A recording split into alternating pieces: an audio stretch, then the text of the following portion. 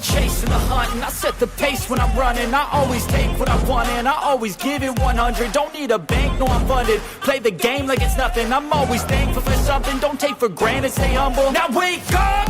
It's time to look at the enemy. Look in the mirror if he is no friend to me. It's not working out, maybe it's the chemistry. It's time to break up so I can make a better me. Better believe in your mind, cause it's everything.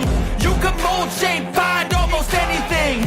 All it takes is some time and some clarity to find your identity. It's mind over everything.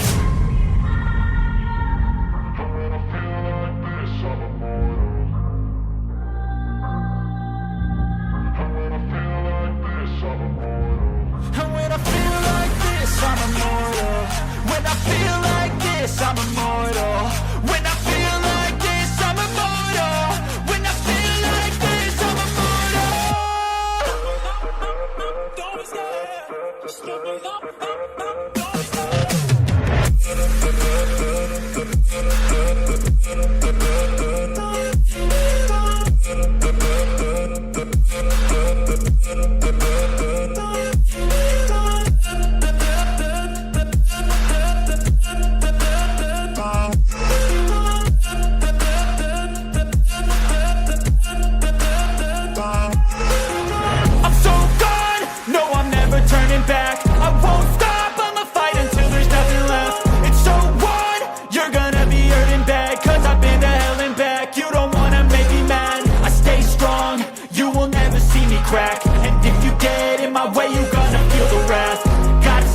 My face while he's looking back. Mirror breaks after math. When I hate, I attack. When I feel like this, I'm immortal. When I feel like this, I'm immortal. And when I feel like this, I'm immortal. When I feel like this, I'm immortal. When I feel like this, I'm immortal. When I feel like this, I'm immortal. Don't stop, just give me up. Don't stop.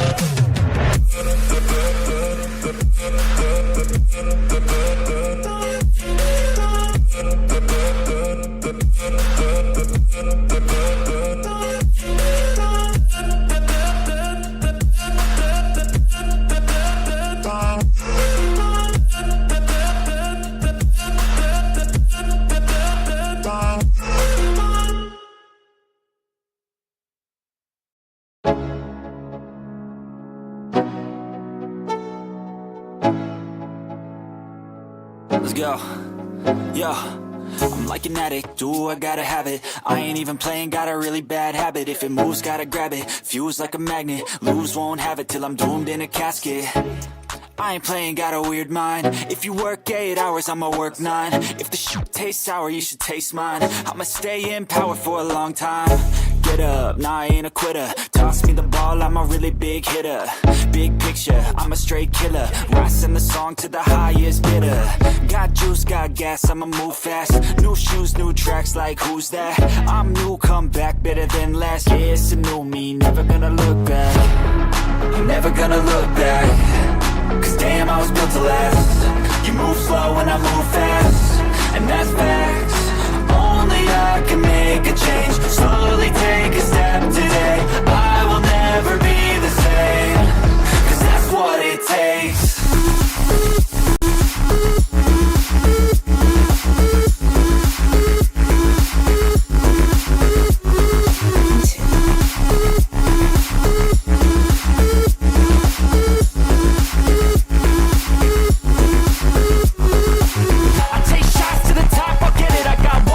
I'ma do all to win it. I do what's right, push until I fall. I'm slipping to get back up.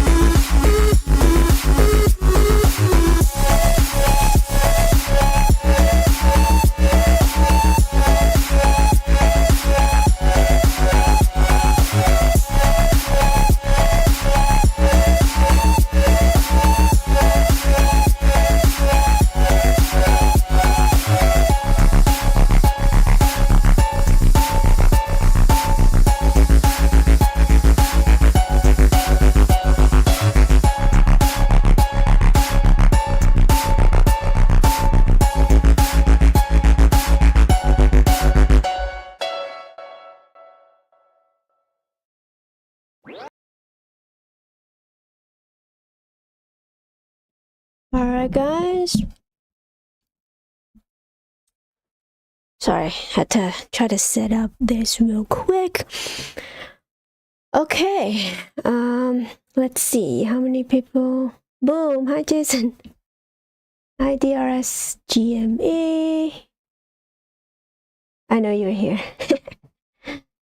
I don't know, XBit. Let's wait for XBit, huh? Thank you so much for joining. I am trying to set up this live stream here, and I'm very bad at it, so I apologize. I don't know, today I'm just gonna stay for an hour. I hope you guys have that kind of time. I kind of don't know if I'm gonna stay the whole time, but we do have a lot of, well, I feel like I have a lot to cover. I was just looking at the real estate market. I mean, you know, even though I don't have the money to buy it right now, but I feel like, you know, soon enough I might.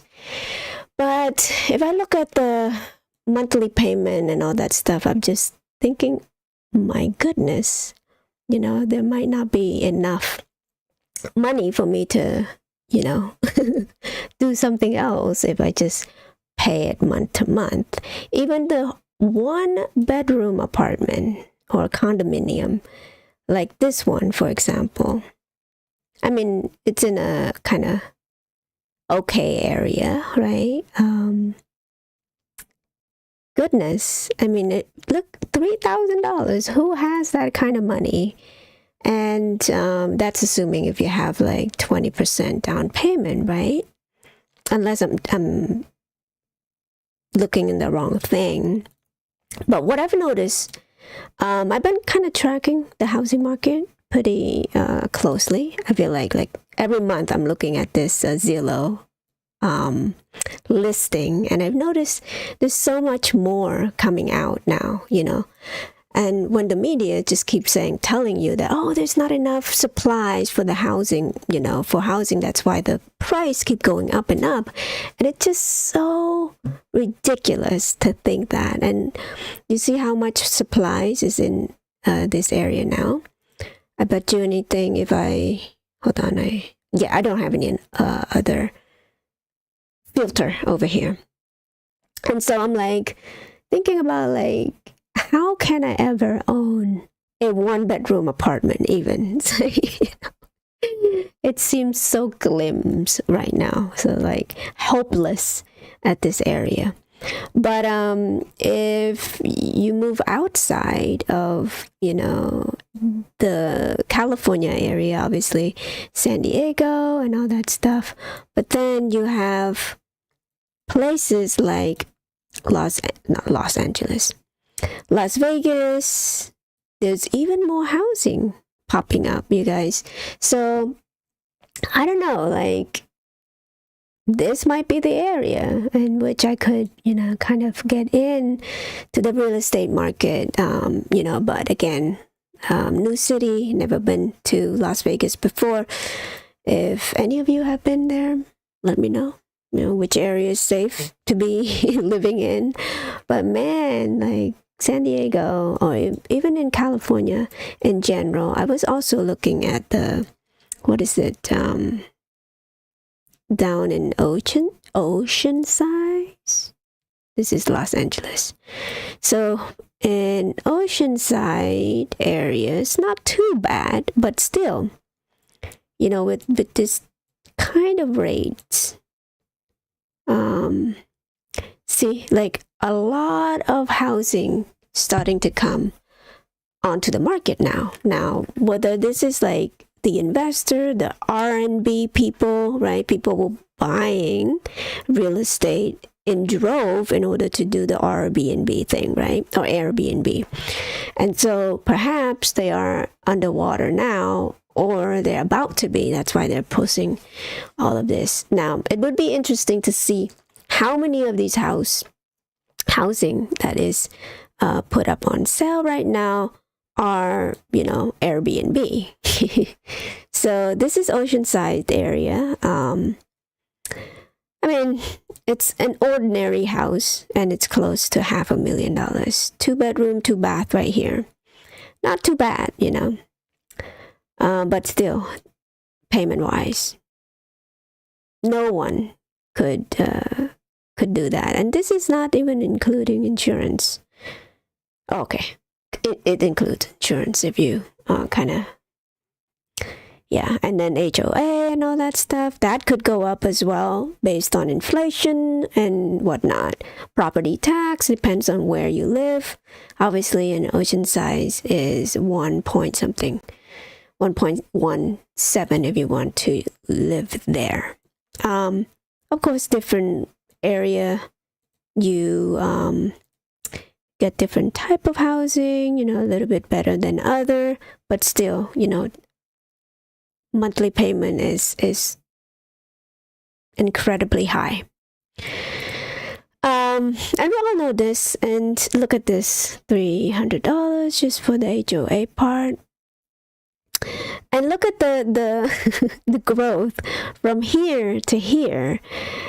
To say that housing should be up this much, it's terrifying, you know, for people who don't own a house right now, who's renting. No wonder people are scrambling, living paycheck to paycheck, because there's no justification for the price of housing going up except for speculation, right?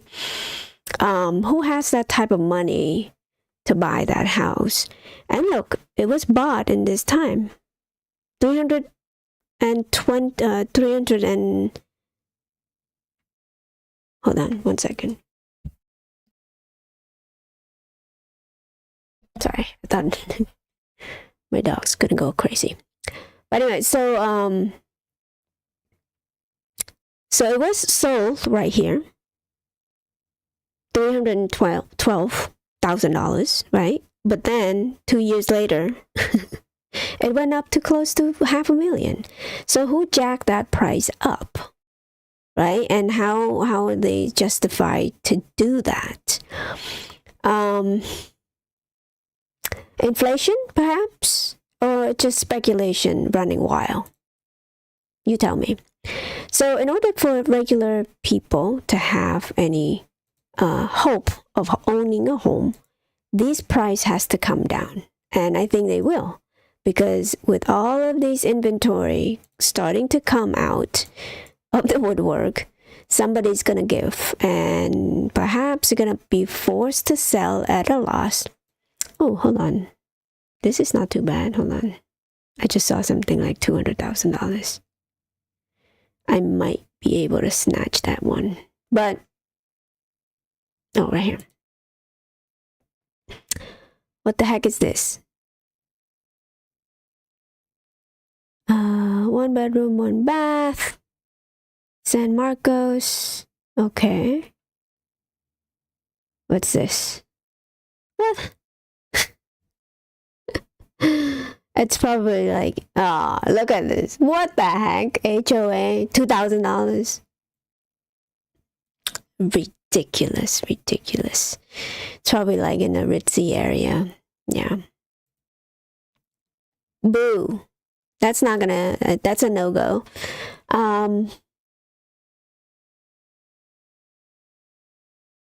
But anyway, so I'm not gonna spend time on this.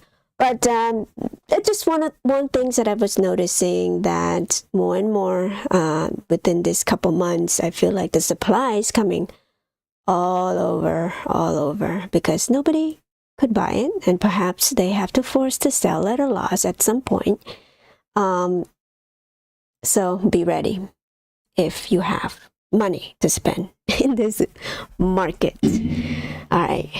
Sorry, I waste enough time. Okay, welcome everybody. So let's start on what I was gonna talk about. This is the main point of this live stream. I kind of want to take a look at the consumer staple stocks, and the reason being is that, you know, if we're going into a recession, this is what I've been told, not a financial advice, is that, the stuff that you need for the day-to-day activity, whether, goods and services, toothbrush and all that stuff, every company that makes those is going to do pretty well, because again, you need those goods in order to live your life. Whether it's beverages, food beverages, and personal hygiene, yes, it can be. So let's take a look at some of the company. I'm not going to take a look at all 10. Of course, we know what Walmart is. They've been doing pretty badly in terms of earnings, but I'm sure they will be fine in this economic downturn. Procter & Gamble, let's see. Yes, I have this up, so I'm gonna take a look at that one. I also have this one up. Nestle, snacks and stuff like that. Costco, we know what that is. It's a B, so yes. I'm not gonna take a look at that one. This one, I'm not gonna take a look at both because it's gonna take too much time. I'm just gonna focus on Pepsi because I like Pepsi. Keep in mind, I don't own any of this stock yet, with the exception of the S&P 500 on my 401k. So I don't know how many share I have on that. But as far as my personal trading account, I don't have any one of these stocks yet. So that's why I'm kind of taking a look at it and kind of bring you guys along with the journey. Small fries for now. I guess you will have to do 2 YouTube video a day to afford something like that. Yes, I know. I guess so. But even then, I'm sorry. Hopefully. Thank you for the encouragement. Let me see. Anyway, I'm not going to take a look at this one. Hold on. Did I have this one up? No. So I'm not going to take a look at this one. I think I looked at it and it wasn't it was not applicable. So something's wrong with it. Or I couldn't find it on this particular website. So, Philip Morris International. Never heard of this company before, but let's take a look at it together. Unilever. Heard about them, but never knew what's going on in that company. Looks like they have pretty good dividends here. Philip Morris International also have a good dividends. Anheuser-Busch, I think that's Bud Light or whatever. So let's take a look at those companies. So 1, 2, 3, 4, 5, 6. So if we have some time. All right, so let's start with Procter & Gamble. I think this is a pretty, popular consumer staple company. Looks like it has pretty substantial market cap already. Close to $350 billion there. Not too bad. So if you look at the inside ownership, this is like the thing that deter me the most, you guys. Like every time I see this type of thing, I'm like, don't touch it, right? But the institutional ownership of 66%, that's not too high in my opinion. I've seen one where it's like close to 80. So that means like retail, but it's still like borderline overvalue here. Anything less than 30, I think it's the best one for institutional ownership. Now we know GameStop already, right? GameStop is under 30 institutional ownership. So of course it's always a buy for me. But if you want a diversification purposes and all that stuff, or just learn about what's going on here, that's also good too. Lionel, Vegas housing much cheaper. I know, right?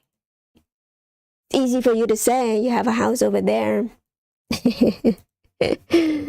All right, so let's see.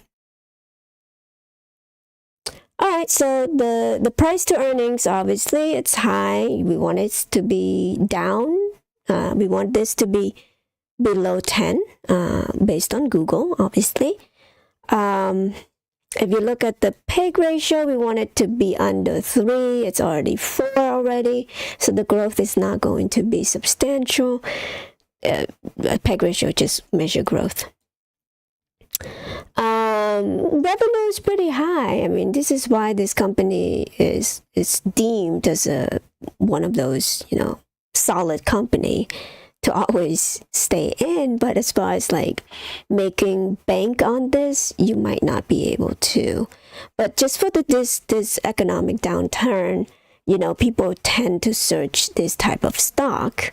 Now, one of the problem that we have today, though, because of the yield in the treasury bond is high, people tend to chase those more because treasury bill is deemed as like less risky. It's still risky because the government might not pay you back, right? And there's a possibility of that happening.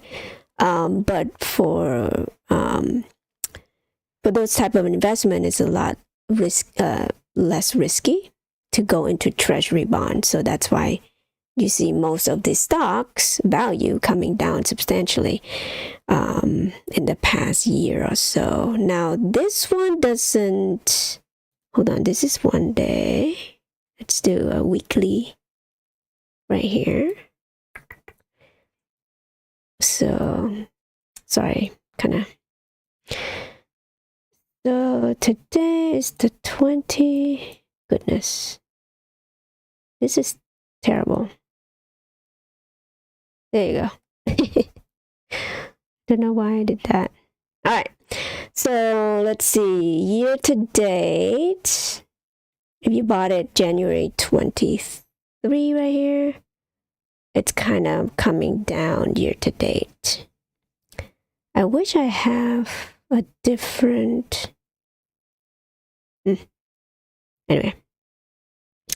So if you bought it up here, down here, it's close to like maybe 10%. Is there a way to measure this at all?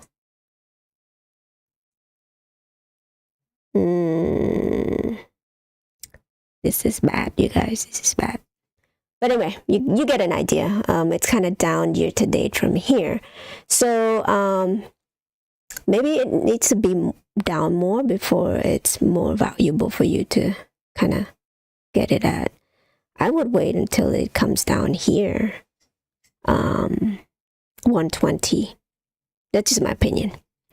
But anyway, so the macro though, if you want to long-term hold this one, maybe 5 years time span, just to kind of weather this recession, it would be a good idea to wait a little bit, maybe put in not a financial advice, obviously, just what I would do, put in treasury bonds or something like that, short term, and then went into this a little bit later.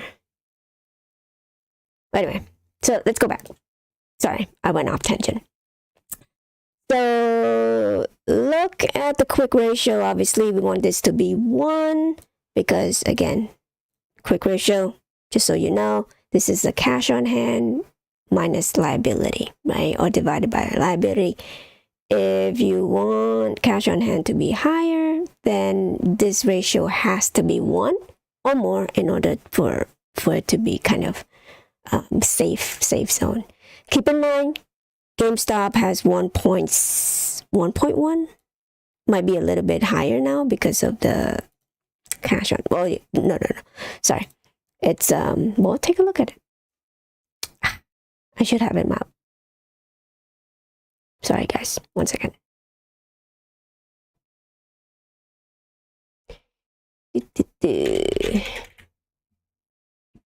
Sorry, I'm going off tangent, so I'm so sorry for that. I just like to compare, with GameStop. Usually, it's my measurement of success here. Quick ratio for GameStop is 1.19, so that's a good thing. For Procter and Gamble, they don't have enough cash to cover their liability. So if catastrophic hits, this company might not have enough money to, do the day-to-day activity, or even, go bankrupt. So shareholder equity might not even be around. So, but because of their, if you look at the cash flow and all that stuff, it's going to be a long time for it to happen. But at the same time, though, anything could happen, right? With the Great Depression, everybody was kind of like, oh, nothing gonna happen, but boom, everything crashed because of the systematic risk that we have for rehypothecation, all of the quadrillions of dollars in derivatives. So again, the swaps and the non-swap and whatever, dark pool, everything kind of play in, into to bankrupt a company. So if you're not careful, all of this gonna come raveling down, right? So as far as interest coverage for Procter and Gamble, it's pretty high. So again, it's not going to be all that concerning. The fact that they have growth or a gross margin of 50, that's pretty good, meaning that they have the pricing power. No one could do it better than them. And the profit margin is 18%. Yeah, it's pretty robust company. But what's concerning to me is the working capital. Now, net cash, look at this, $26 billion in the negative. I looked up net cash, right? So let's look up net cash real quick. So negative cash flow is when your business has more outgoing than ingoing money. So they have more outgoing than ingoing money. Now, it's not necessarily bad to have a single quarter of negative cash flow. But if it's a chronic problem, it's going to be bad. Could mean that in the investment, okay, so it might not be the cash flow up on the operation side. It might be cash flow negative due to investment shenanigans, right? I'm curious to see what is the goodwill, or whether they have any goodwill at all for this one. So let me see. So this is the revenue, pretty high profit margin. Free cash flow. This is a trailing 12, by the way. Yeah, it's pretty solid in my opinion, but let's look at the balance sheets right here. Have $9 billion cash on hand. Goodwill. Whoa, steep goodwill. $63 billion worth of goodwill. What is the shareholder equity? $48 billion shareholder equity. So they have more goodwill value than shareholder equity. That's a cause for concern. If you were to minus this to the asset, so usually we don't want any, we don't want to see that high of a goodwill value because it could turn pretty ugly if the market cap of the company goes under the goodwill value. Okay, so I'm trying to see if we minus the goodwill right here, what the asset would be. Ooh. Okay, so what I just did here, if I were to subtract this asset from, if I were to subtract goodwill from this asset, Procter & Gamble has less asset than their liability. Yeah. Yep. I don't know if I want to buy this company. I know it's kind of solid because of the status that it has. Everybody has to buy this company. Everybody has to buy this product. But at some point, you're going to have to cut something, right? When people are in recession, when people are pinching penny, you'll be surprised that these companies not even going to make anything. They will cut down a whole bunch of like product that they used to use and then just opt for a cheaper alternative, right? Making their own beauty product at home even, right? We see people could do that. And, you know, there's a tons of YouTube channel that will give them that ability. So don't be too quick to say, hey, this company are, you know, a buy because of this and that. So again, anything could happen. Lionel Gas here. Oh wow, $4.50 over at Vegas? That's cheap. Yeah. Well, over here is down to $5 right now in California. But anyway, so yeah, so that was a concerning factor, goodwill. If you subtract it from the asset, total asset, they actually have less asset than liability. Okay, so it looks like they did something here. I wonder if they have marketable security or something like that. Let's go back here. No, they don't have any short-term investment here. So they might buy some company and or some sort of yeah. So for you to understand it, or for me to understand it completely for this company, I have to go and look at the SEC filing, which I didn't have the ability to do that for this particular video. It might be too long and I might not even qualify to do that. So I would rate this one on hold until it reach, I think, down to, I don't know. My opinion is that I think I would add at around 130. Yeah, at around 130. I wouldn't add it right now. In my opinion, of course, the analysts, they want you to buy, right? It's a strong buy, obviously. So perhaps it's because due to institutional ownership, right, of 66% here. All right, so let's move on to Nestle. Now, they don't have a trailing 12 months. I don't understand why. Maybe because they just IPO'd, perhaps, or make it public back in 2019. So they don't have enough data to do that. But this is an annual.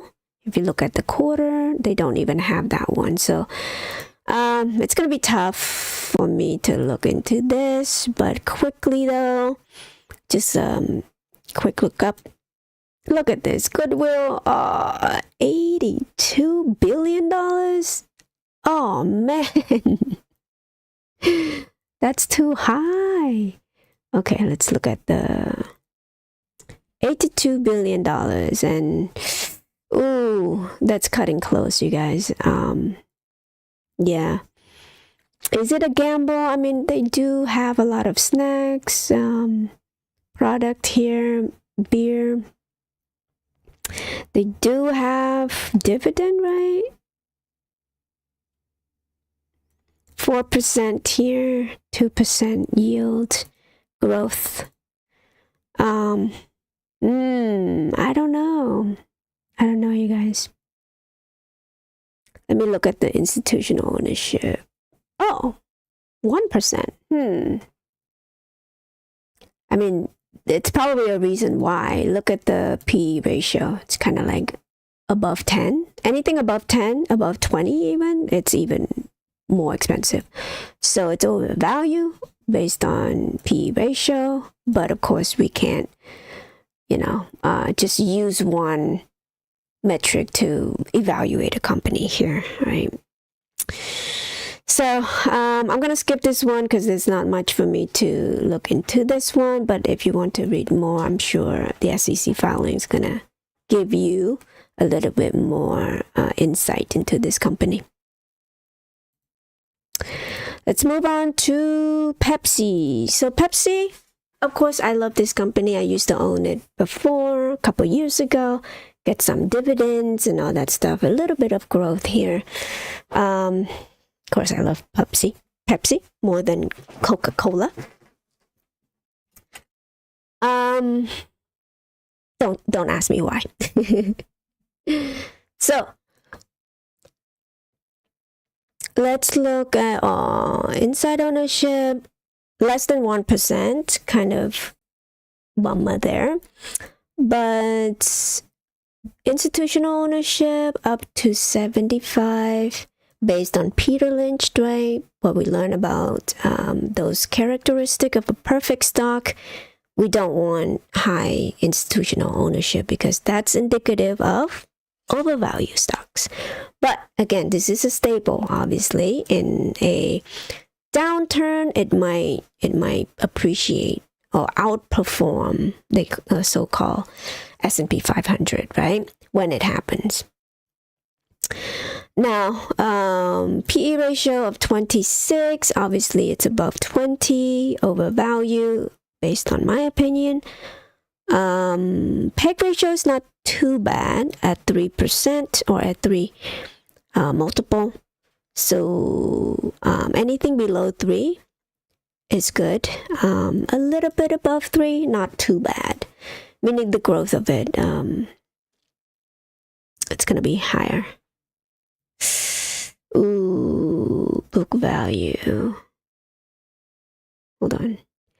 Revenue, $91 billion. Net income, $8 billion. So that's pretty good.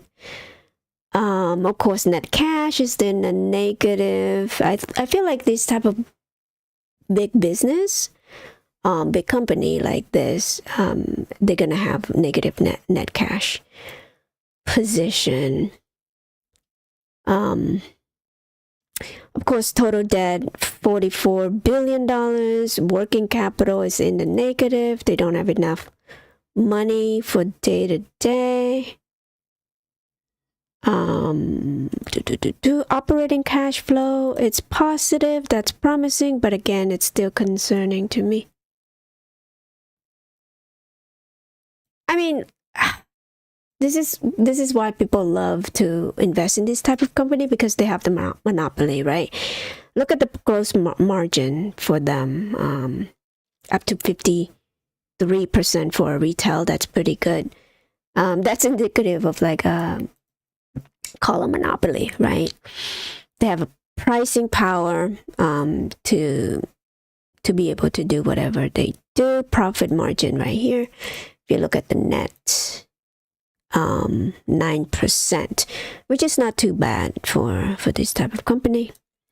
Tax 18%. As far as like profit per employee, it's not too high. So okay, I still like Pepsi, you guys, so far. Pepsi is the best, in my opinion.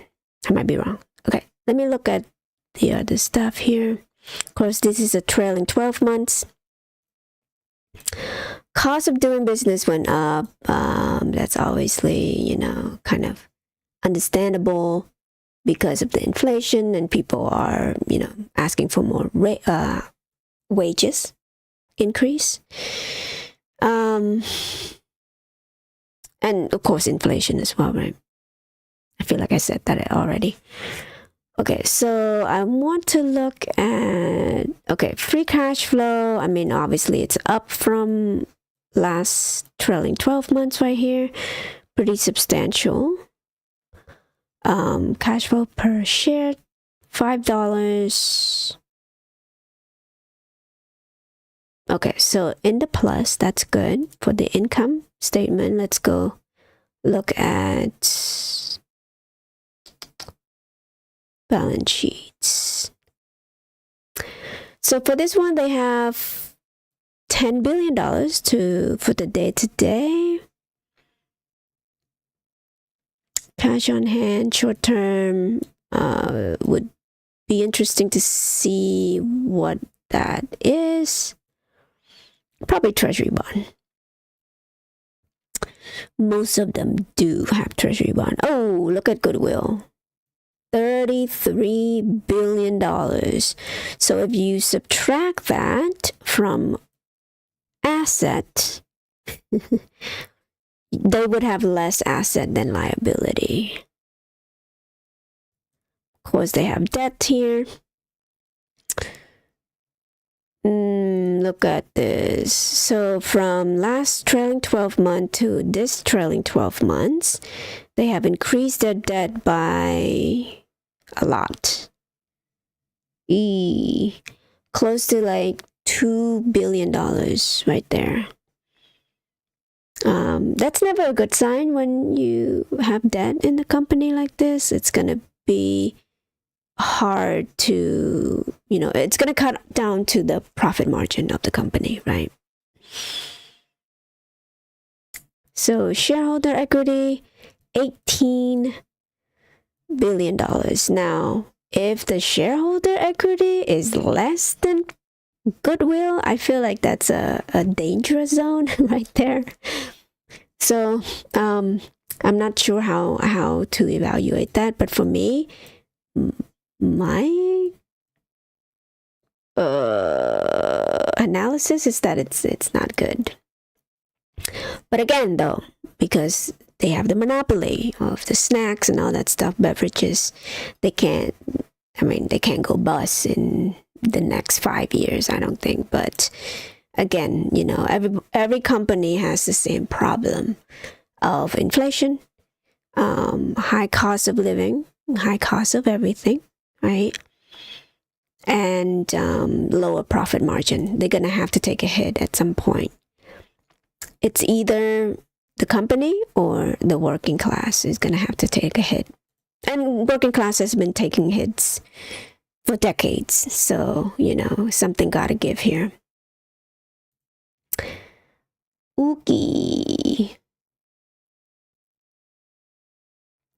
I'm trying to look for... I think we look at that already. Capital expenditure, $4 billion. $5 billion. Why is it so high? Hold on, let me look at... Is it cash flow? I think it was cash flow.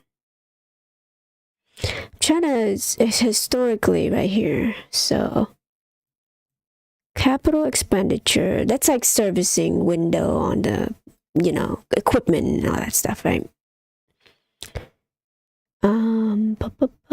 So yeah, it's been increasing in terms of loss in that expenses, went higher and higher, and if you look at cash flow growth, so from here to here, that's $500 million increase right there. And it seems like it's more and more and more expensive as time goes on. So if you look at 5 years ago right here, that's a lot. And if, let's see the history of profit margin here.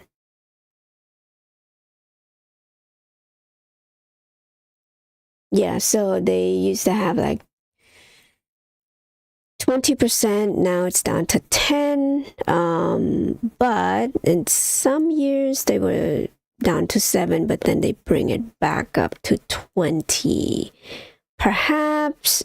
Okay.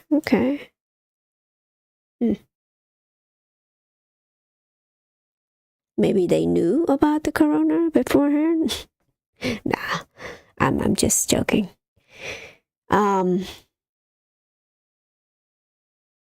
Affected tax rate. So this year there's something going on here. Why are they paying less tax, or did they get reimbursement or something? Why it's a negative? So I'm not quite sure what that means. Maybe they lost money. Research and development, perhaps. So all in all, I think it is a buy, but I would wait a little bit. I'm gonna wait Monday. I want to see what Monday trading is like, and depends if it goes down from here. I will kind of nibble at it at a low price here. So if I see 140, I might jump in a little bit. Again, I'm just like doing a swing trading here. Not much in my portfolio. Okay. So to me, I like so far so good. Pepsi. Okay. Philip Morris International.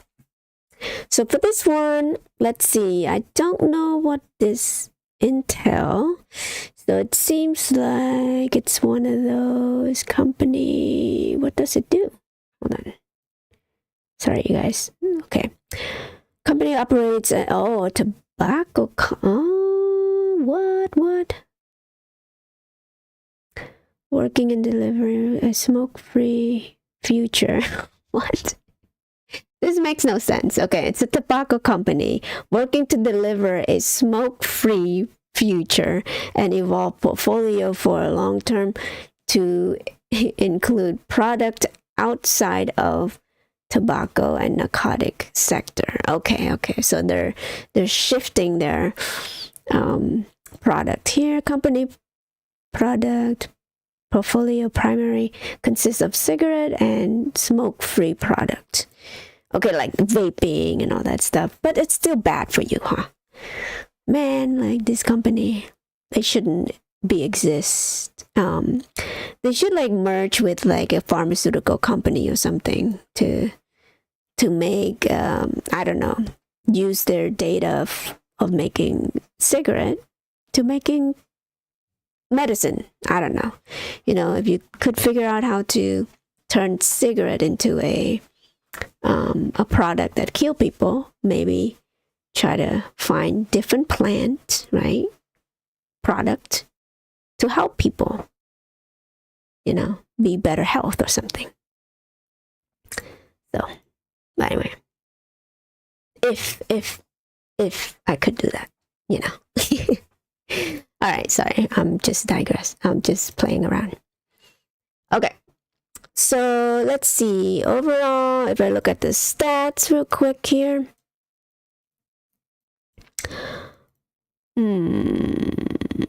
Okay. I mean, inside ownership, less than 1%, obviously. Institutional. Yeah, I'm starting to think like the reason why they give you this article is because of that. Institutional ownership owns most of this company. And most of the company that is on that list. So obviously they want you to buy into it, but just be careful with this type of article telling you to buy these type of stocks. My metric is always the inside ownership, right? If you have high inside ownership, that means a good thing. Low institutional ownership, that means good things, right? GameStop has both.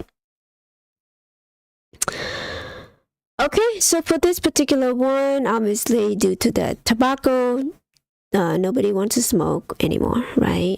We see sales decline. No wonder price to PE ratio, it's kind of within that 10 to 20 range.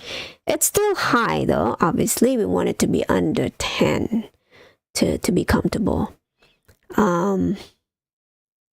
So as far as net income, $8 billion, that's not too bad for this type of company. If you look at, let's see, debt, look at this. $47 billion right there, and net cash negative, obviously. Working capital negative $2 billion. Pretty steep, you guys. Pretty steep. Operating cash flow positive. That's good.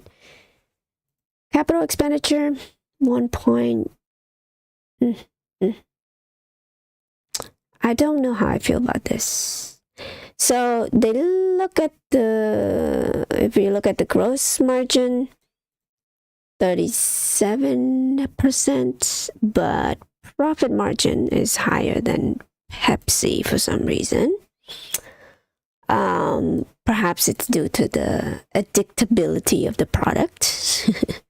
People, tend to buy it more. They feel like they have to buy it. Okay, so of course the analysts out there want you to buy it. They pay dividends, so let me see how high their dividend is.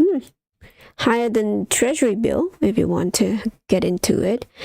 But I don't know. I don't know if I want to buy into a cigarette company here. Obviously, it's a strong buy. I think the price target should be at $100.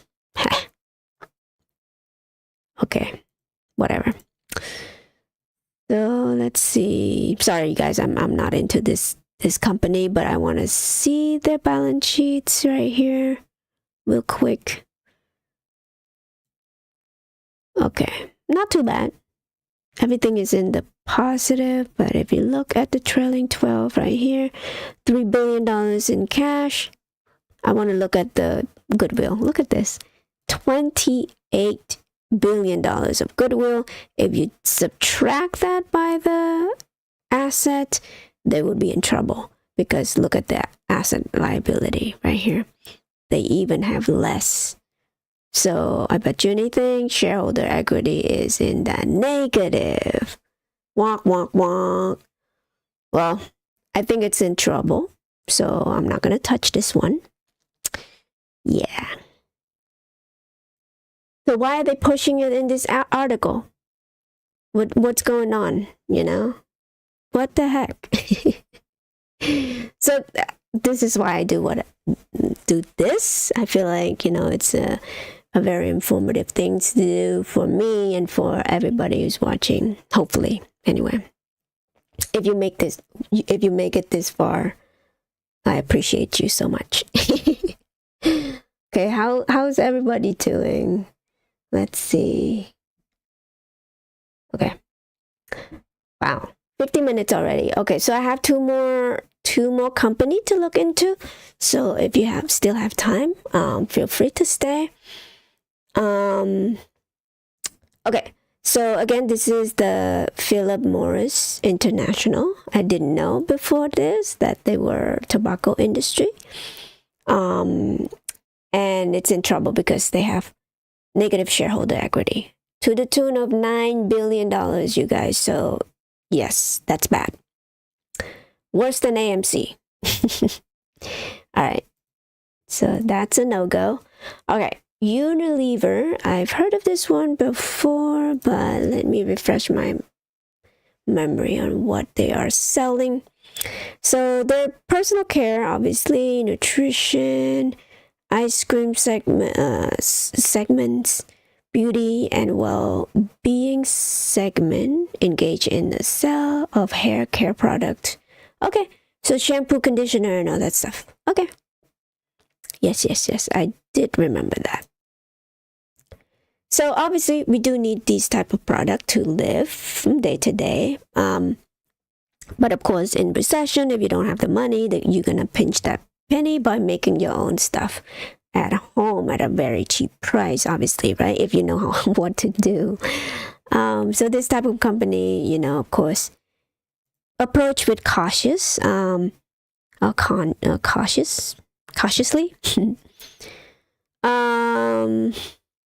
I would wait until it goes down a little bit more.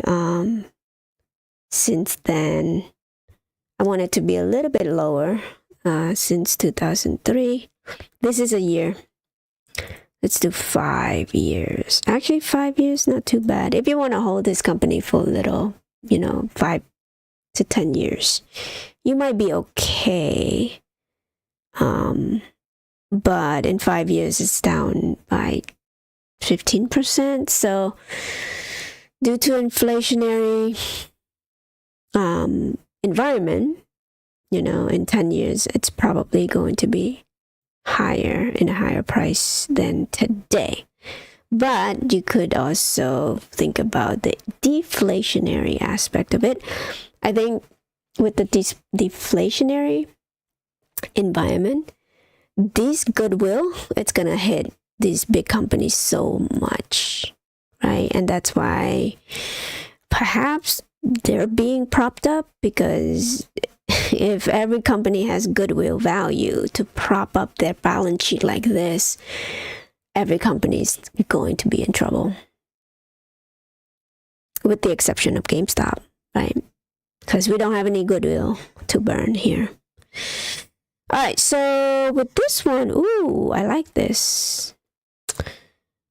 10%, but insider don't own it either. So that's concern. I hope to see a little bit better, but I wonder why. So let's investigate a little bit further. Obviously, they paid dividends. That's good. PE ratio, not too bad compared to any other ones that we just looked at. 13. PEG ratio is within the range of good. That's good. Book value 5.8%. That's not too bad either. Okay, I like this more than Pepsi so far. $9 billion. That's pretty good net income there. So far, so good. Cash on hand, total debt. Net cash negative. That's cause for concern there. Working capital negative $5 billion. Positive cash flow. Okay, 10 billion. That's not too bad. I like to see that $9 billion positive cash flow. Though, okay, so profit margin's not too steep, but if you look at the profit margin for the whole, so gross is not too steep, but the profit margin is pretty good. So 13%, even better than Pepsi there. Okay.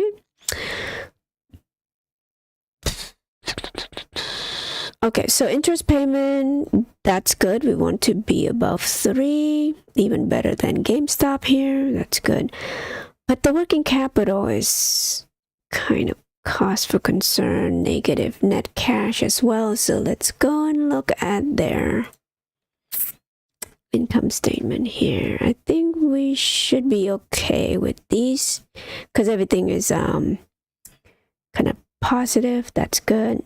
But I mean, if you look at the decrease of cash flow right here, that is concerning, but not immediate concern here, right?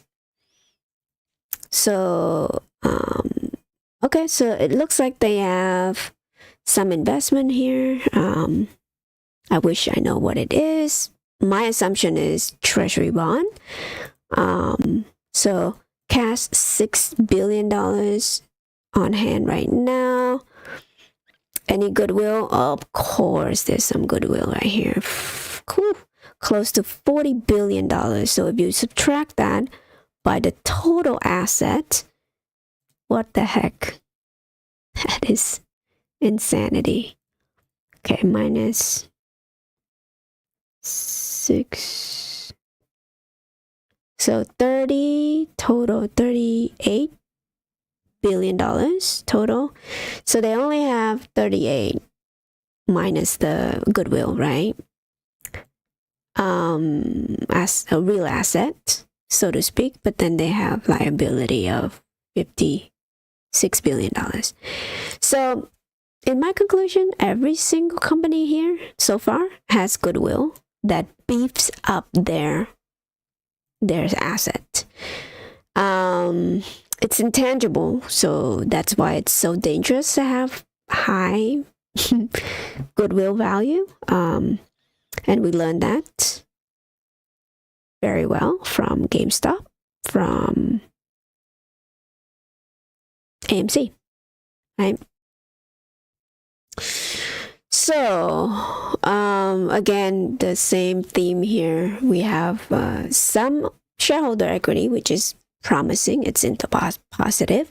However, it's lower than goodwill value. So that's the danger of this. Let's say this company went down below the goodwill value, which is a long way from here, but I wouldn't put it past it, right? Again, with the Great Depression or a quick drawdown, it's going to cause havoc here on every single company, not just, especially the company that has goodwill value here to burned. So, man, what should be my conclusion here? Financing. Okay, so it's not due to cash flow here, but financing. So financing cash flow is the total change in cash through financing activity. This includes dividend payment. Oh, okay. I didn't know this. So because they pay dividend and it seems like it's increasing right here. Okay, so why is it increasing so substantially? Oh, they purchased their share buyback, repurchasing shares. Okay. That's not, that might be more attractive to me now, knowing that. Oh, okay. 2 billion shares outstanding. That's a lot of shares outstanding. So, how much did they spend buying their share back last year? Sorry, you guys, I'm lost it. Cash flow.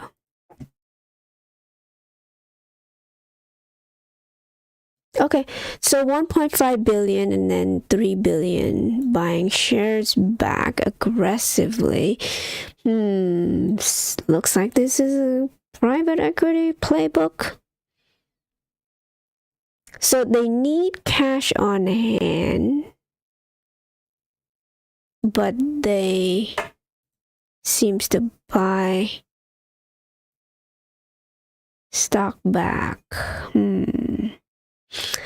I mean, not it's not an immediate, danger here.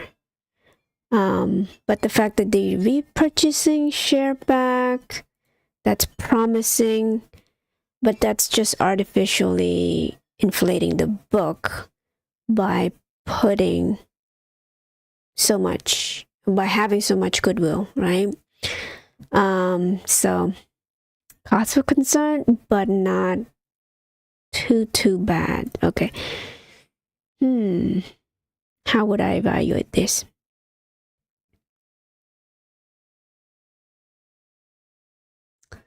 Hold on, let me see. Where is the analyst? Nobody's covering this stock. Peter Lynch said that if the analyst is not even covering it, there's a good chance that it might be undervalued.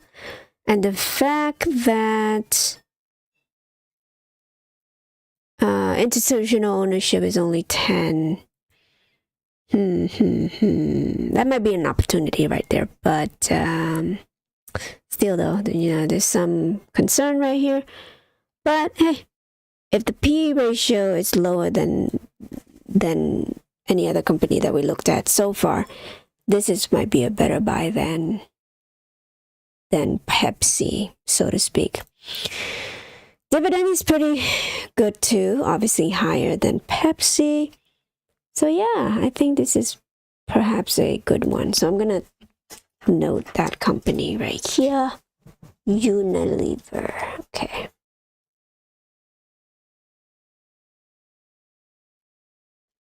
All right. I like this. All right. So I have, let's see, one more. And thank you for staying. I appreciate you. Okay. So this is going to be the last one before I let you go. So let's plow through this together. Huh? Okay, so far this one is, I bet you anything, I know this one. So they sell beer and beverages, Corona, they have so many variety. Bud Light, obviously. Okay, Modelo Special. All right, so it's a beverage company right here.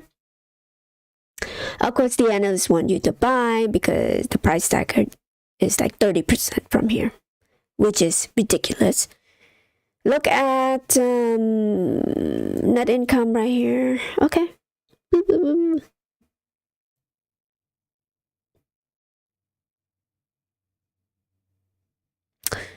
Okay, so I'm looking at the insider ownership, nothing, of course, low institutional ownership. That's promising.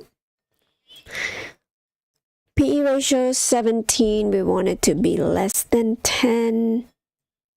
PEG ratio is pretty high. Net income $6 billion.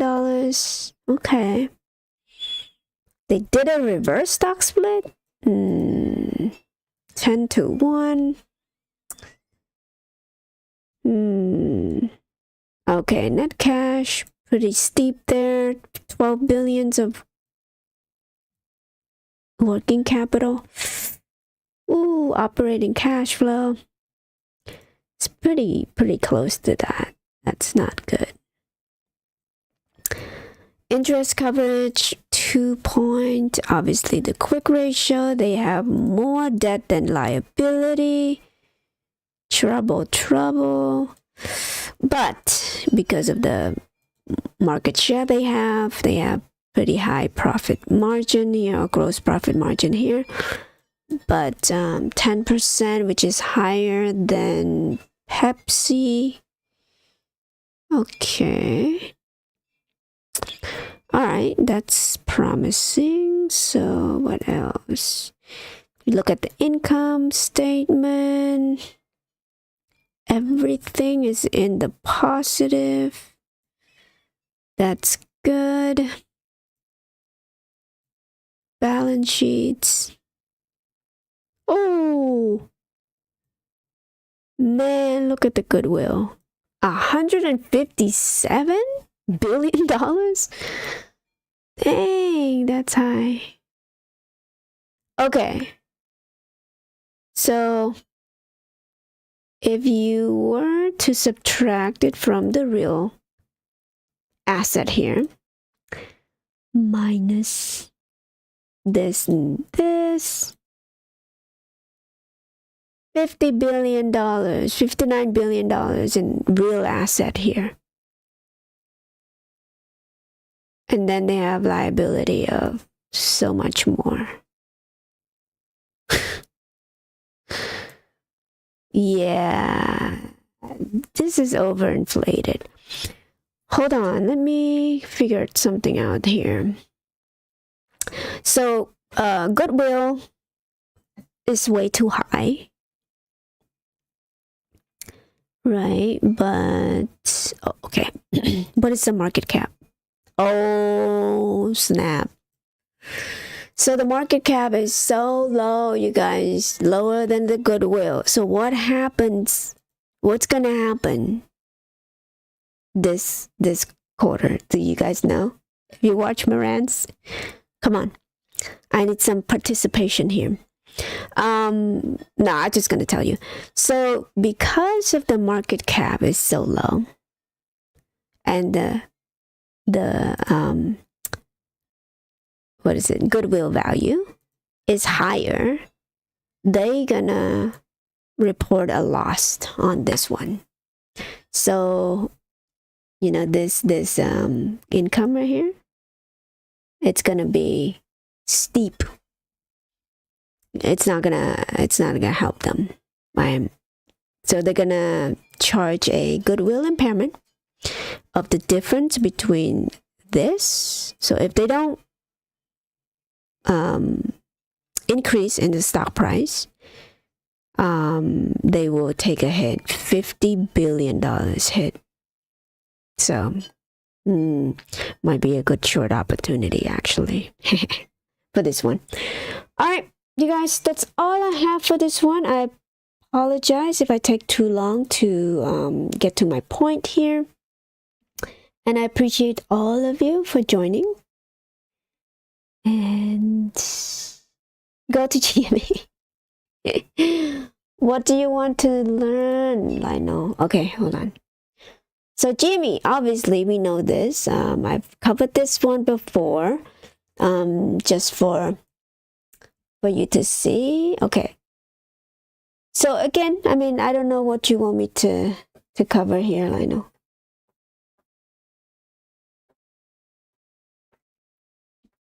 Oh, you retracted back. Yeah, I mean, GME, of course, we have, we still need to fix this negative, right? Obviously, and we still need to fix this negative profit margin. So that gonna come on time, right? Over time, obviously, and it is a 12 months running here, okay? And so we still have 2 more quarters for this fiscal year, but as far as like any other analysis that we need to have is, just look at the number. If you look at the balance sheet for GME, obviously we have way to go yet, but shareholder equity is here. We don't have any goodwill, like I said. We have better asset than liability, right? If you look at we have more asset than liability. And the total debt is a short-term debt. It's not a long-term debt at all. So nothing to worry about there. Now, if you look at the trailing 12, though, you could see that our net cash position has always been positive. That is a good sign because then you could grow much faster. The same way with the working capital, right? Again, working capital has to do with the amount of money available to a business to conduct its day-to-day activity. or productivity. So the more money they have here, the better, because they could deploy it anywhere they want to quickly. That's just my opinion here.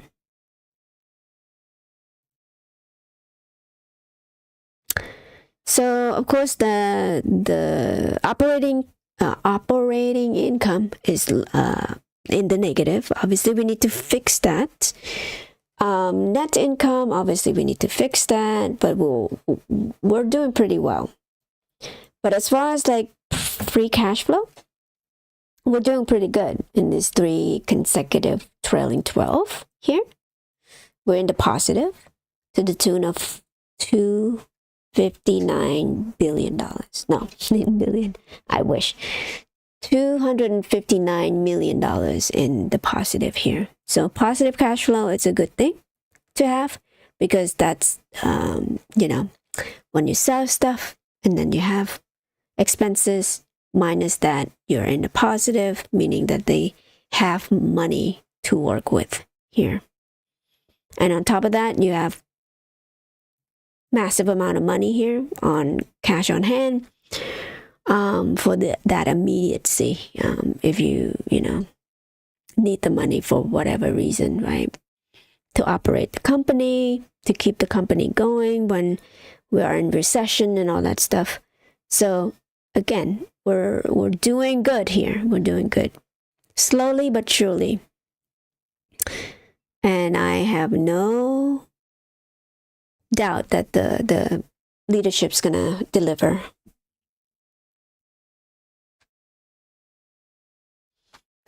Everything. Oh my goodness. Might be 2 more hours of streaming here.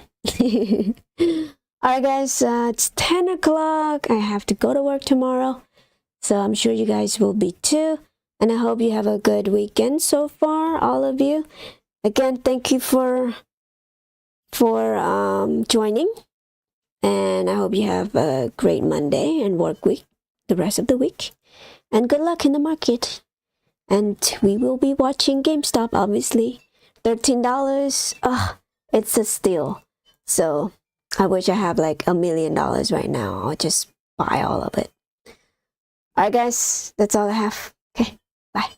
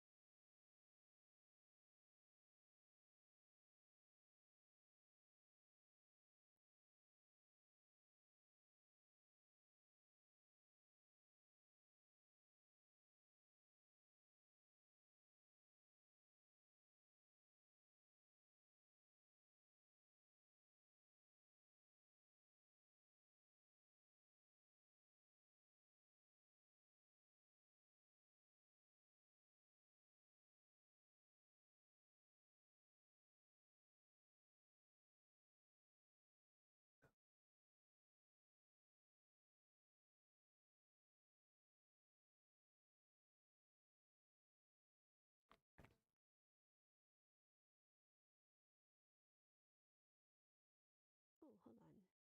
This is not too bad. Hold on. I just saw something like $200,000. I might be able to snatch that one. But, oh, right here. What the heck is this? 1 bedroom, 1 bath. San Marcos. Okay. What's this? It's probably like, look at this. What the heck? HOA, $2,000. Ridiculous, ridiculous. Snacks and stuff like that. Costco is that, the stuff that you need for the day-to-day, day-to-day activity. Whether, goods and services, toothbrush and all that stuff. Every company that makes those is going to do pretty well because, again, you need those goods in order to live your life. Whether it's beverages, food beverages, and personal hygiene, yes, it can be. It can be. So let's take a look at some of the company. I'm not going to take a look at all 10. Of course, we know what Walmart is. They've been doing pretty badly in terms of earnings, but I'm sure they will be fine in this economic downturn. Procter and Gamble, let's see. Yes, I have this up, so I'm gonna take a look at that one. I also have this one up. Nestle, snacks and stuff like that. Costco, we know what that is. It's a B, so yes. I'm not gonna take a look at that one. This one, I'm not gonna take a look at both because it's gonna take too much time. I'm just gonna focus on Pepsi because I like Pepsi. Keep in mind, I don't own any of this stock yet, with the exception of the S&P 500 on my 401k. So I don't know how many share I have on that. But as far as my personal trading account, I don't have any one of these stocks yet. So that's why I'm kind of taking a look at it and kind of bring you guys along with the journey. Oh, poor baby. Small fries for now. I guess you will have to do 2 YouTube video a day to afford something like that. Yes, I know. I guess so. But even then, I'm sorry. Hopefully. Thank you for the encouragement. Let me see. Anyway, I'm not gonna take a look at this one. Hold on. Did I have this one up? No. So I'm not gonna take a look at this one. I think I looked at it and it wasn't like it was not applicable. So something's wrong with it, or I couldn't find it on this particular website. So, Philip Morris International. Never heard of this company before, but let's take a look at it together. Unilever. Heard about them, but never knew what's going on in that company. Looks like they have pretty good dividends here. Philip Morris International also have a good dividends. Anheuser-Busch, I think that's Bud Light or whatever. So let's take a look at those companies. So 1, 2, 3, 4, 5, 6. So if we have some time. All right, so let's start with Procter and Gamble. I think this is a pretty, popular consumer staple company. Looks like it has pretty substantial market cap already. Close to $350 billion there. Not too bad. So if you look at the inside ownership, this is like the thing that deter me the most, you guys. Like every time I see this type of thing, I'm like, don't touch it, right? But the institutional ownership of 66%, that's not too high in my opinion. I've seen one where it's like close to 80.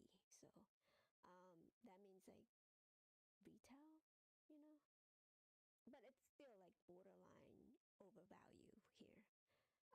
Anything less than 30, I think it's the best one for institutional ownership. Now we know GameStop already, right? GameStop is under 30 institutional ownership. So of course it's always a buy for me.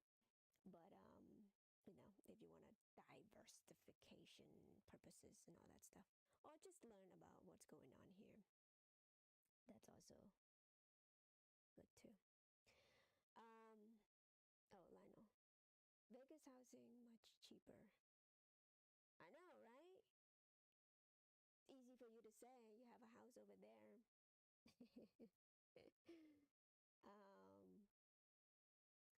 All right, so let's see. All right, so the price to earnings, obviously it's high. We want it to be down. We want this to be below 10, based on Google, obviously. If you look at the PEG ratio, we want it to be under 3. It's already 4 already, so the growth is not going to be substantial. PEG ratio just measure growth. Revenue is pretty high. I mean, this is why this company is deemed as one of those, solid company to always stay in. But as far as like making bank on this, you might not be able to. But just for this economic downturn, people tend to search this type of stock. Now, one of the problem that we have today, though, because of the yield in the treasury bond is high, people tend to chase those more because treasury bill is deemed as like less risky. It's still risky because the government might not pay you back, right? And there's a possibility of that happening. But for those type of investment, it's a lot less risky to go into treasury bonds. So that's why you see most of the stocks value coming down substantially in the past year or so. Now this one doesn't. Hold on, this is one day. Let's do a weekly right here. So sorry, kind of. So today is the 20. Goodness, this is terrible. There you go. Don't know why I did that. All right. So let's see. Year to date, if you bought it January 23 right here, it's kind of coming down year to date. I wish I have a different. Anyway. So if you bought it up here, down here, it's close to like maybe 10%. Oh, poor baby. Measure this at all?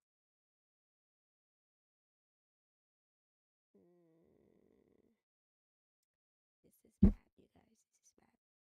But anyway, you get an idea. It's kind of down year to date from here. So